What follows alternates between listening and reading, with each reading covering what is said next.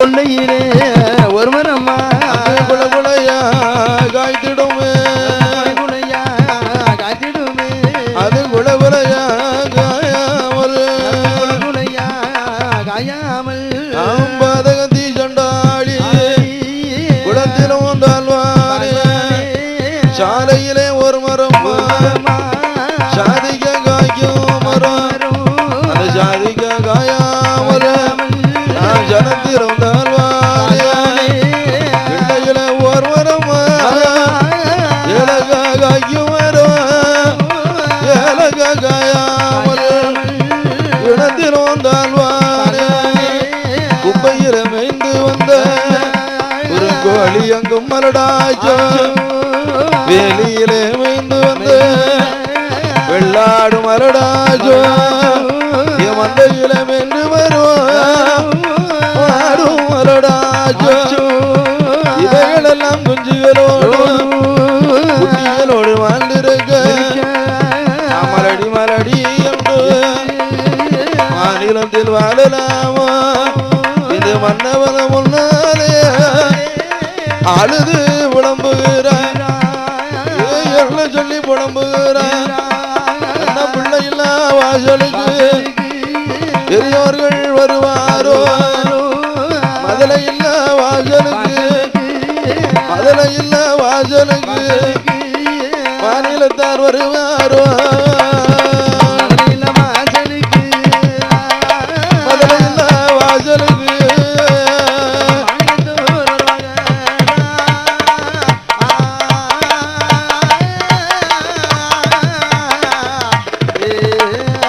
குழந்தை இல்லா வாசலுக்கு குரு முனிவர்களும் வருவாரோ பிள்ளை இல்லா சாதம் கரி என பிரியாய் தோன்றுதையா அந்த மதலை இல்லா சாதம் கரி மருந்தாய் தோன்றுதையோ குழந்தை இல்லா சாதம் கரி குழந்தை இல்லா சாதம் கரி குறையாய் தோணுதையா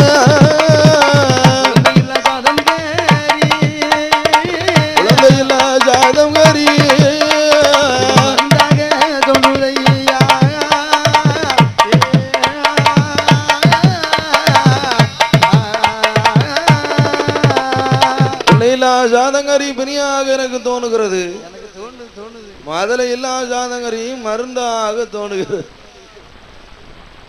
குழந்தை இல்லா சாதங்கரி குறையாகவே தோணுகிறது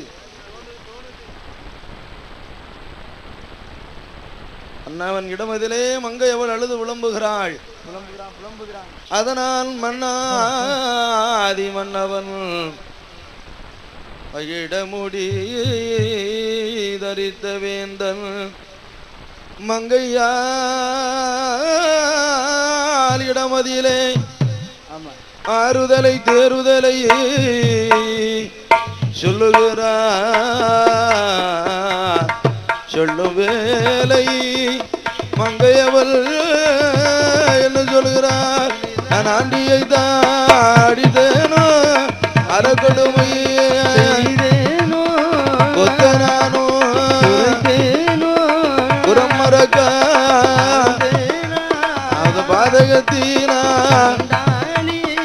ஒரு கையலையே எந்தளவு மதலை இல்லை அல்லோர் மனம் மதைதான் அடுகலான் செய்தேனோ நன்றி செய்தவர்க்கு கதை நினைத்தேனோ பாச்சி வாழும் கொண்டு கொள்ளே பாம்பை பிடித்து அடைத்தேனோ அந்த வேதியரை அப்புறம் வர சொன்னேனோ தாயிலா பிள்ளையரையே தலையில் எட்டி அடித்தேனோ ஒரு பாவம் செய்யாமல் பிள்ளை இல்லாமல் போனது என்ன எங்கனவா மன்னவரே எனக்கு வாய்த்த பிராணநாதா எனக்கு மழை பெய்த முத்தத்திலே மண்டலம்ப மதலை இல்லை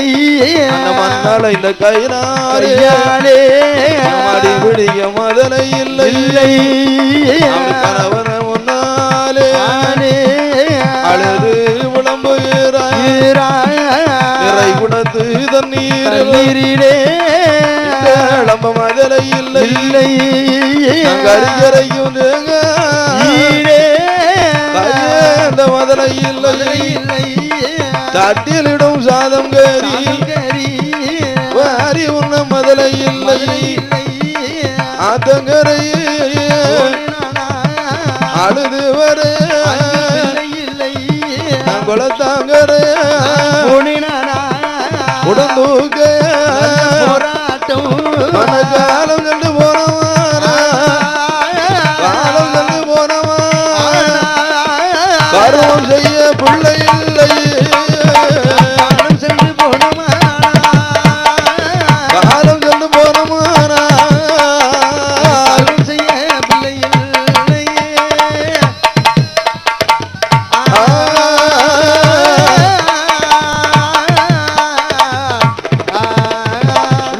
குறையினால் தான தர்மங்களை எல்லாம் செய்து வருகிறான் அன்னதானம் ஆடைதானம் பூதானம் கோதானம் பூமி தானம் 32 தானங்களில் மனிதனாய் பிறந்தவன் 4 தர்மம் கண்டிப்பா செய்தான் என்னென்ன தானம்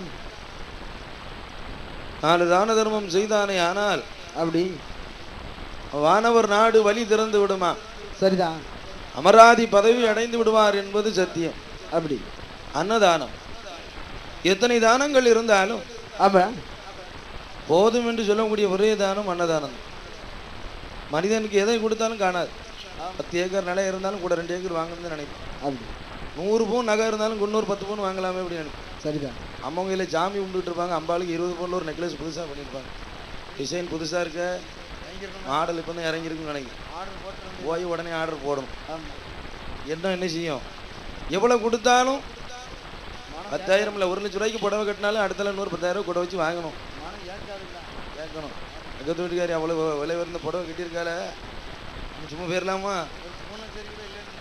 கட்டி போகணுமே இப்படி எண்ணம் மனமானது அடங்காது சரிதான் ஆம்பளைகளுக்கு அதுக்கும் மேலே ஆண்டவன்னா ஒன்று கண்ணே கண்ணுன்னு கொடுத்துருப்பானே அதை விட ஒழுங்காக குடித்தன நடத்து நினைப்பாங்களா நம்ம தம்பியை மாதிரி அப்படி வரிசையை அடிக்கிடுவாங்க நெட்டில் ஒன்று வாட்ஸ்அப்பில் ஒன்று ஃபேஸ்புக்கில் ஒன்று ஆன்லைனில் ஒன்று ஊருக்கு ஒன்று அப்படி மனம் எதிலும் திருப்தி அடையாது அப்படி திருப்தி அடையும் ஒரே இடம் தானம் தான் சரிதான் அன்னதானம் தான் ஆமா போதும் என்று சொல்லக்கூடிய பொன்னான தானம் அன்னதானம் மதியம் நடந்து பாருங்க அன்னதானம் செய்ய வேண்டும் ஆமா அதுதான் முன்னோர்கள் எப்படி செய்திருக்கிறான் எப்படி அன்னதானம்னா மனிதர்களுக்கு மட்டும் செய்யறதுன்னே நினைச்சுக்கிட்டே இருக்கோம் சரிதான் இரவின் படைப்பில் அனைத்தும் உயிர்கள் தான் எதுக்கு அளந்தாலும் படி அளந்தாலும் அன்னதானம் தான் அதான் ஆதி காலத்துல என்ன செய்திருக்கிறான் என்ன பச்சரிசியை இடிச்சு மாவாக்கி பச்சரிசி மாவுல வீட்டு வாசல்ல கோலம் போட்டு வச்சிருப்பான்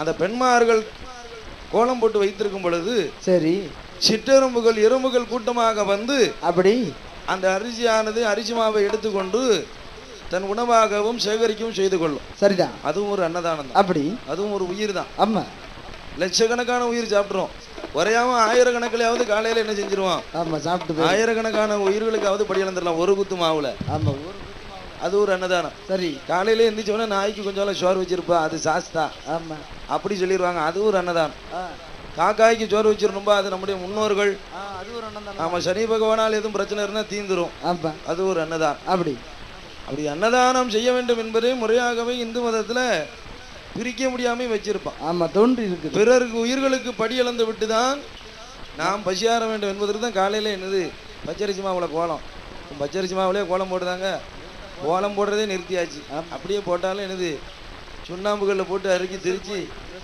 போட்டு தீட்டி வச்சிருந்தாங்க அது எங்கே சாப்பிடும் ரேஷன் கடையில் பச்சரிசி இல்லையா செழிப்பா போடுதாங்க ஐயா அதனால் என்ன செய்கிறார் முதல் தானம் அன்னதானம் செய்தார்களே ஆனால் உங்கள் வீடுகளில் கண் குறைபாடு வராது சரிதான் ஆனா அந்த எறும்புக்கு ஒழுங்கா கண்ணு தெரியாது சரிதான் அது போய் சிவபெருமான்ட்ட வேண்டுமா எப்படி எனக்கு தான் ஒழுங்கா கண்ணு தெரியல சரி நான் செய்த வினை ஆமா ஆனால் எனக்கு படியிழந்த குடும்பத்திற்கு யாருக்குமே கண்ணினால் குறைபாடு வரக்கூடாதுன்னு வேண்டுமா இந்த பழமொழி ஒன்று சொல்லுவாங்க இல்லையா எறும்பு தின்னா கண்ணு தெரியும்னு அப்படி எறும்பு தின்னா கண்ணு தெரியாது எறும்பு தின்னா கண்ணு தெரியும் தமிழ்ல ஒரே ஒரு சொல்லு மாறினா என்ன ஆயிரும் பொருளே மாறிடும் சரிதான் அந்த எறும்புக்கு நீங்க படி இழக்கும் பொழுது அது சாப்பிட்டா அது போய் ஆண்டவண்ட வேண்டுமா உங்களுக்கு கண்ணினால் குறைபாடு வரக்கூடாது ஓஹோ கண்ணாடியே போட வேண்டாம் ஐஸ்வர்யாவுக்கும் போக வேண்டாம் அரவிந்துக்கும் போக வேண்டாம் நம்ம தானத்தோடு நீங்க செய்துட்டு வந்தா எந்த நோயும் என்ன செய்யாது, வராது.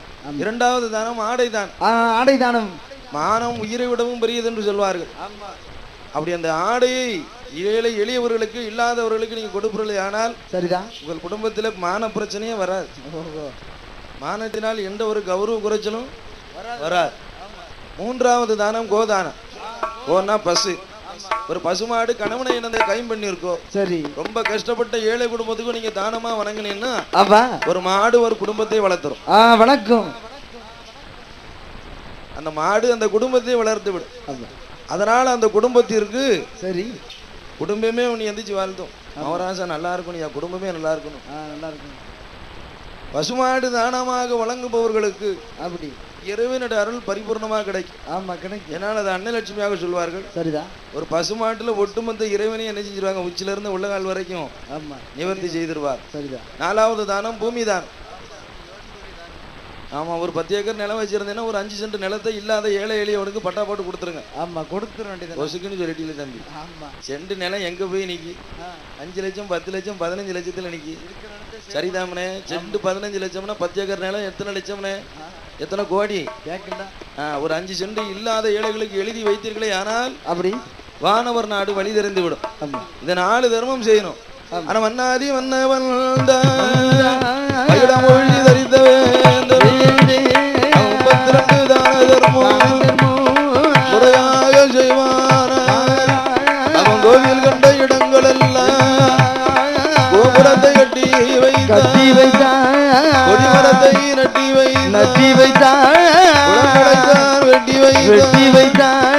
அன்னம் என்று கேட்டவர்க்கு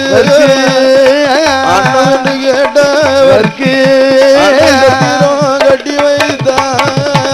அன்னம் என்று கேட்பவர்க்கு கேட்டவர்க்கு அந்த சத்திரத்தை கட்டி வைத்தான்.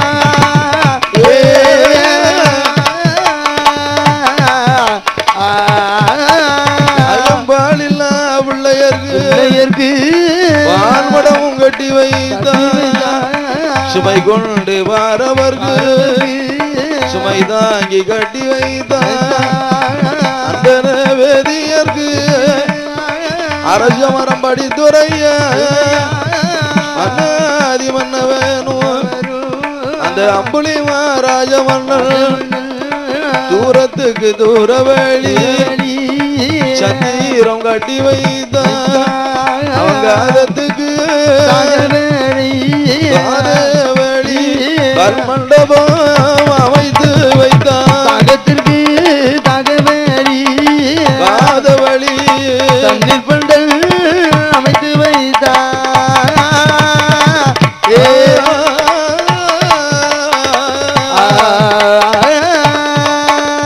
அவன் 32 தர்மம் எல்லாம் முறையாக செய்தாலும் தானத்தின் பலனதுவும் தர்மத்தின் புண்ணியமும் கிட்டாத ராஜமக்கு அம்புலிமா அம்புலிமா பெண்கொடிய கணவனோ மனைவியுமா அழுது புலம்புறா.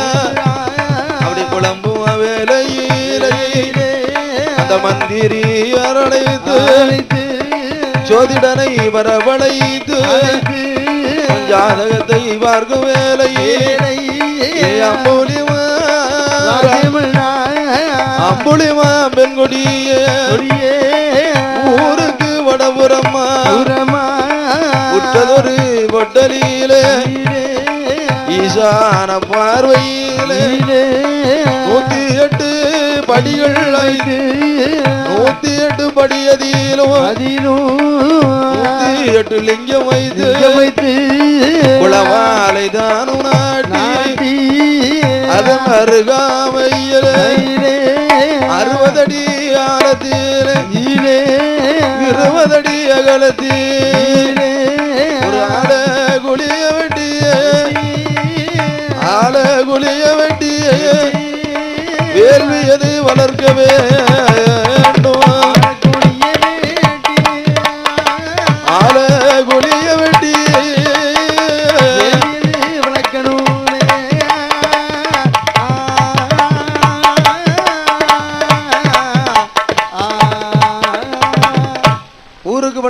விட்டது ஒரு பட்டனிலே ஈசான பார்வையிலே.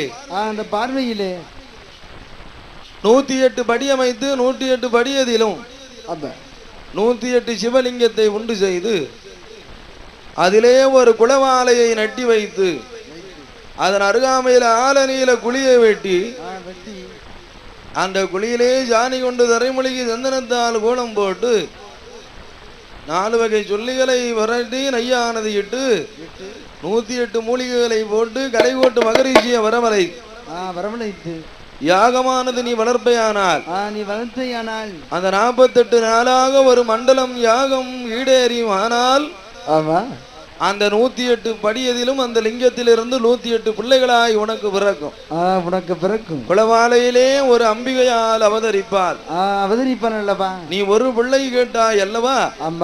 உன் ஜாதகத்தின் புண்ணியம், நீ முன்னால் செய்த பூர்வ ஜென்ம புண்ணியம், அதன் காரணமாய் உனக்கு 108 பிள்ளைகள் அவதரிக்க போகிறது. 108 பிள்ளைகள் அவதரிக்க போகுது. காந்தாரி செய்த பெரும் தவத்தினால் ஈசன் சிவபெருமான் ஒரே பிரசவத்தில் அவருக்கு 100 பிள்ளைகளை ஈண்டெடுக்கும் சக்தியை கொடுக்கிறான். அதை வியாசகர் 100 கொடுமைகளை அடைத்து பிள்ளைகளாக உருவடித்து கொடுத்தார். அதன் போலே உனக்கும் 108 பிள்ளைகள் பிறக்கும். நீ செய்ய வேண்டிய முறைகளை நீ முறையாக செய்துவிட்டால் உன் வம்சம் தலைப்பதற்கும்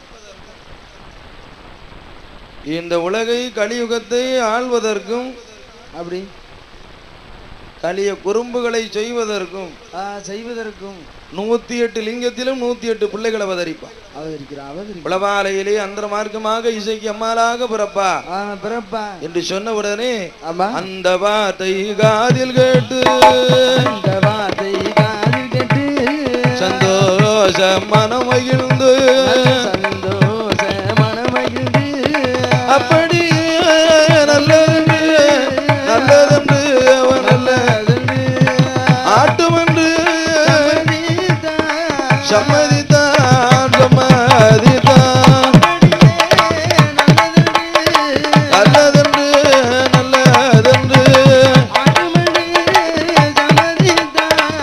சம்மதித்தான்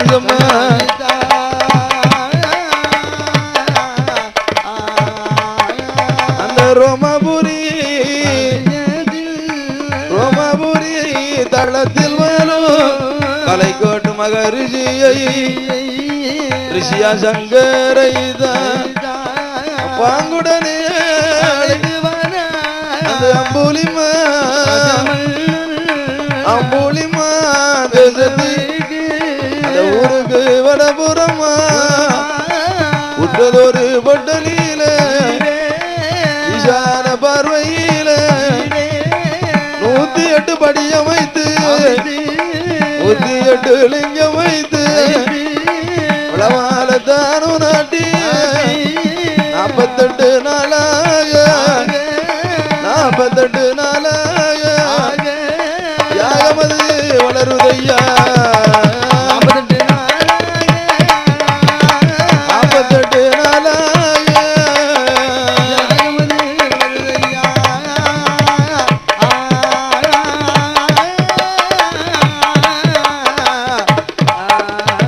48 நாளாக யாகமானது வளர்கிறது. அம்புலிமான் தேசத்திலே 108 படியதிலே 108 லிங்கம் வைத்து குளமாலை நட்டி அம்புலிமா ராஜனும் அம்புலிமா பெண்கொடியாலும் அமர்ந்து இருக்க ரோமாபுரி பட்டணத்திலே வாழ்ந்து வரும் ரிஷியா சங்கர் என்னும் கலைகோட்டு மகாமுனிவன் அந்த முனிவன் அவன் வந்து யாகமானது வளர்க்கிறான். எப்படி சஷ்டியில் விரதம் இருந்தா அகப்பையில் கரு வளரும். அதான் எப்படி மாற்றி வச்சிருக்கோம். சட்டியில் இருந்தா ஆப்பையில் வரும். சாப்பிடுறது நேரத்தில் வேணும் மாற்றிட்டான்னு நினைக்கிறேன். சஷ்டியில் இருந்தால் அகப்பையில் வளரும். அப்படின்னா சஷ்டியில் முருகப்பெருமானுக்கு 6 நாள் விரதம் இருக்கணும். கோயிலே தான் இருக்கணும், வீட்டுக்கு வர முடியாது. அப்படி 6 நாள் கோயிலில் இருந்து சஷ்டியில் 6 நாள் விரதம் இருந்தா சரிதான். அகப்பையினா கருப்பையில என்ன செய்யும், குழந்தை கருவாக சனிக்குங்கிறது பொருள். ஆமாம், சஷ்டியில் இருந்தால் அகப்பையில் வளரும் அப்படி சொல்வார்கள். அந்த விரதமானது புண்ணியமான விரதம். அதுக்கு ஜாதி மதம் தடையே கிடையாது. எந்த மதத்தை சார்ந்தவனாலும் சரிதான். முருகனை நோக்கி நீ 6 நாள் அங்கே நீ விரதமாக இருந்துட்ட கண்டிப்பா உனக்கு பிள்ளை வரம் கொடுத்தே தீருவான். அதுல எந்த மாற்றமும் கிடையாது. அப்படி அதன் போலே 108 படியம் வைத்து கலைக்கோட்டு மகாரிஷி யாகம் வளர்த்தால் குழந்தை வரம் கிடைத்தே ஆக வேண்டும். ஏனால் அந்த ரிஷியாகப்பட்டவன் சாதாரணப்பட்டவன் அல்ல, கிடையாது. ரிஷிகளுக்கு முனிவுகளுக்கெல்லாம் பெரும் முனிவனாய் ரிஷியாய் விளங்குபவன், பெரும் முனிவனாக இருக்கிறான். அந்த கலைக்கோட்டு மகரிஷியாகப்பட்டவன் யாகம் அது 48 நாளாக வளர்கிறான். அது நாளுக்கு ஒரு நாளாக அது வளருதையா யாகம் அது ஒவ்வொரு நாளாக ஒவ்வொரு விதமாக ஓங்கி வளருதையோ ஒய்யாரம்மா வளருதையோ ஐயா யாகம் அது வளரும் வேளையே அந்த ஈஸ்வரன் சிவனாருக்கு வேள்வி குழி வளரும் வேளை வேள்வி தாகம் எடுக்குதையோ ஐயோ பார்வதியை அலைபாலா வாடியம்மா பார்வதியே வாடியம்மா பார்வதியே வார்த்தைப்படி சொல்ல கேளா வாடி பெண்ணே பார்வதியே வாடியம்மா பார்வதியே வார்த்தை ஒன்று சொல்ல கேளா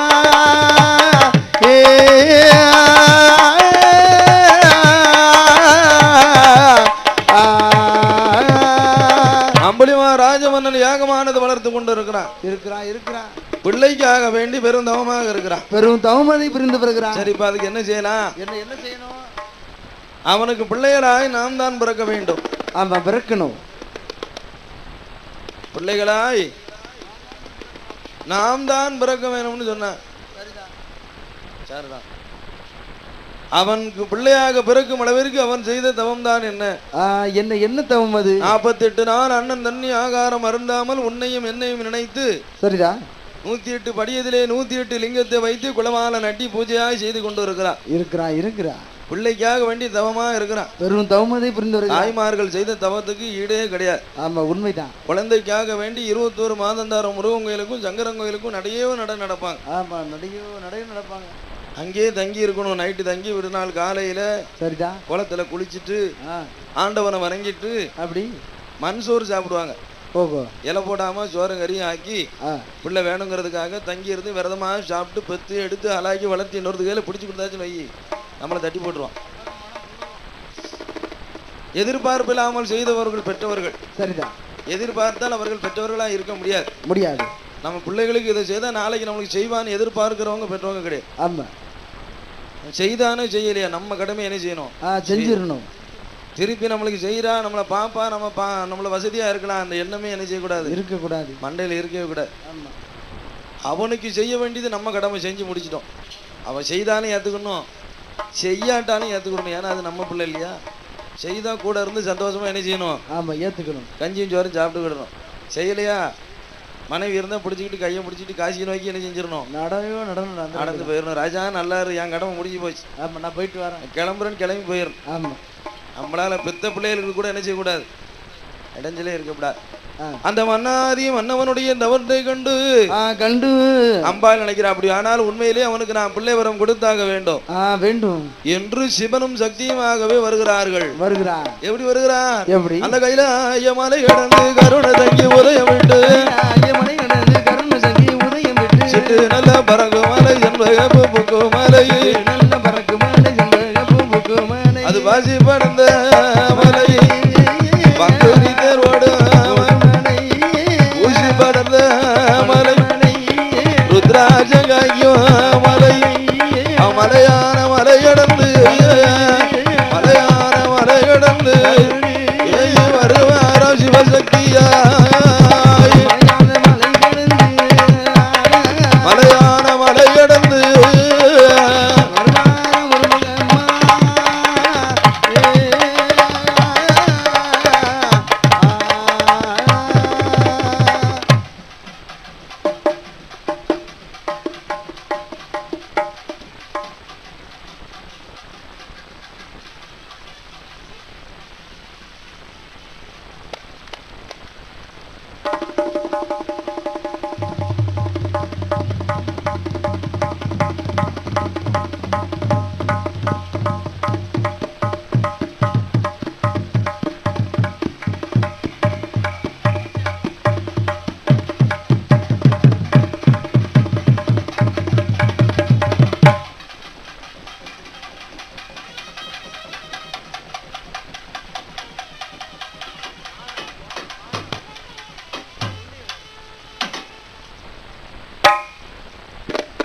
கைலாய மலையை விட்டு சிவனும் சக்தியுமாய் கிளம்பி வருகிறார்கள்.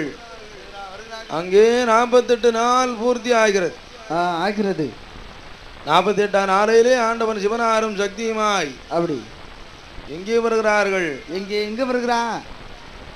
சிவபெருமானும் சக்தியுமாய்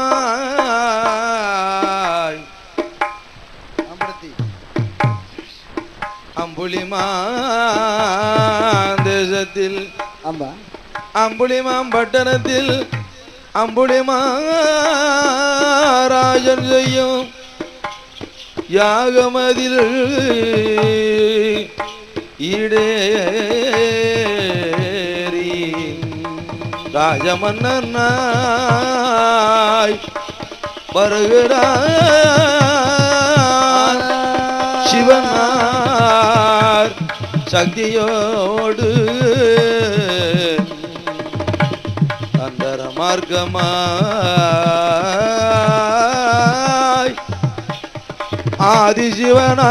ஆதிசிவனார் சக்தியோடு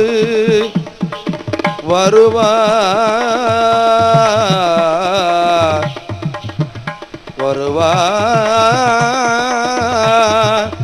வருவார்.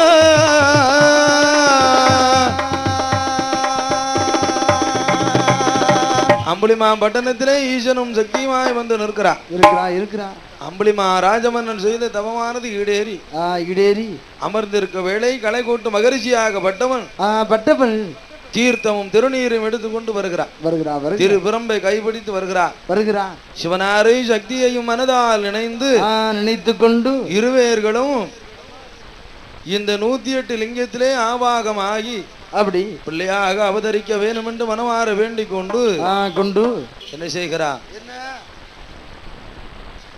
அந்த களைகோட்டு மகரிஷியாகப்பட்டவன் குளமாலை தன்னிலே தீர்த்தம் தெளித்து திருநீர் போட்டு திரு பிரம்பு கொண்டு தட்டு வேளை அந்த குளமால தன்னதியிலே அப்படி அயலோத மாதாவா ஆதிவர சக்தி அவள் குளவாடை தன்னதியிலே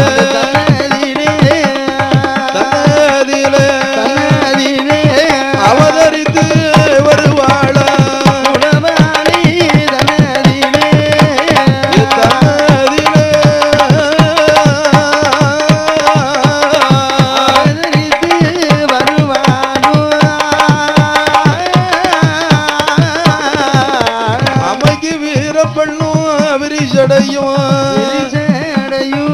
வெற்றி கொண்ட திருமுகமா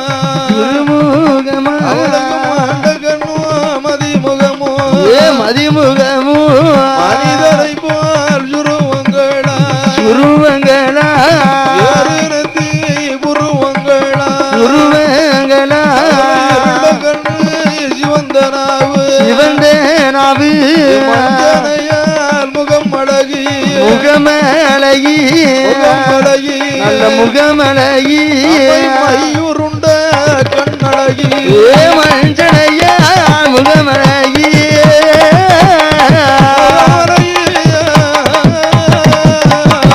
மயூருண்ட கண்ணழகி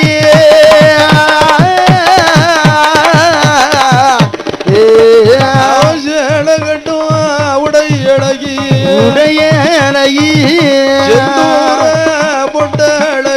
பொட்டழகி அவதரித்து வருவானோ குளவாலை தன்னில் அவதரித்ததா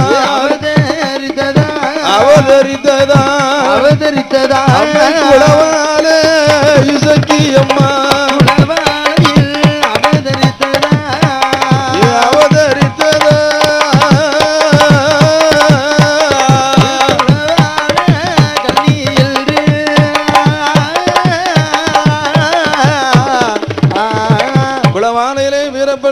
வெற்றி கொண்ட திருமுகத்தோடு அவதரித்ததனால் குளமால கன்னி என்றும் அந்தர இசைக்கு என்றும் பெயர் கொடுக்கிறார். குளமால இசைக்கு அம்மாளாய் உருவெடுத்து நிற்கிறார். நிற்பது யார்? பார்வதி தேவனுடைய ரூபம். பார்வதியினுடைய இன்னொரு அவதாரம் தான் குளமால இசைக்கு அம்பா. சரிதான். அப்ப அந்த 108 லிங்கத்திலே அவதரிக்க போவது யார்? சக்தி தாயாக அவதரித்து விட்டாள். சிவம் பிள்ளையாக அவதரிக்க போகிறான். ஆமா, போகிறான். இறைவன் எப்போ எப்படி சேர்ந்து வருவான், எந்த பந்தத்தில் வருவார்னு சொல்ல முடியாது. எந்த கோலத்தோடு வருவான்னு தெரியாது. இந்த பிறவியில தாயா இருக்கிறவள் அடுத்த பிறவியில தங்கச்சியா கூட பிறக்கலாம். உண்மை இருக்கலாம். இந்த பிறவியில் மனைவியாக இருக்கக்கூடிய அடுத்த பிறவியில் அவள் தகப்பனா கூட நிற்கலாம். இந்த ஆன்மா எப்படி என்ன ரூபத்தில் வரும் தெரியாது. இறைவன் தாட்சாணியை மணப்பதற்கு கணவனாய் வந்தான் முதல் பிறவியில. ஆமா. கலியுகத்திலே காளிமார்களாக பார்வதி அவதரித்த வேளையில் அவளுக்கு மகனாய் வண்டிக்கார வைரவநாதனாய் வந்து பிறந்தான். இருக்கிறான். மூன்றாவது பிறவியில் ஆமா பேச்சியாக அவள் பிறக்கும் பொழுது இவன் சுடலை ஆண்டவனாய் வந்து அவதரித்தாங்க. அக்காலும் தம்பியுமா வந்து பிறந்தாங்க. பிறக்கிறான். இறைவனை ஒரு ஜென்மம் ஒரு பிறவி விட்டு இன்னொரு பிறவி மாறும் பொழுது அப்படி உறவின் முறை மாறி மாறிதான் வருகிறான். சரிதான், வருகிறோம். அந்த ஆன்மா அவதரிக்கும் எடுக்கும் நோக்கம் எதுவோ அதை ஈடேற்றுவதற்காக அவதரிக்கும். ஆமா, அது பரமாத்மா அல்லவா? சரிதான். அழிவில்லா தன்மையில் இயங்கிக்கிட்டே அப்படி. அதன் போல இந்த 108 லிங்கத்திலும் அவதரிக்க போவது சாட்சாத் அந்த சிவபெருமான் தான். ஈசன் மட்டும்தான் தன்னுடைய சக்திகளை 108 உருவாக்கி அப்படி அந்த லிங்கத்திலேயே அவதரிக்க இருக்கிறான். எப்படி அவதரித்திருக்கிறான்?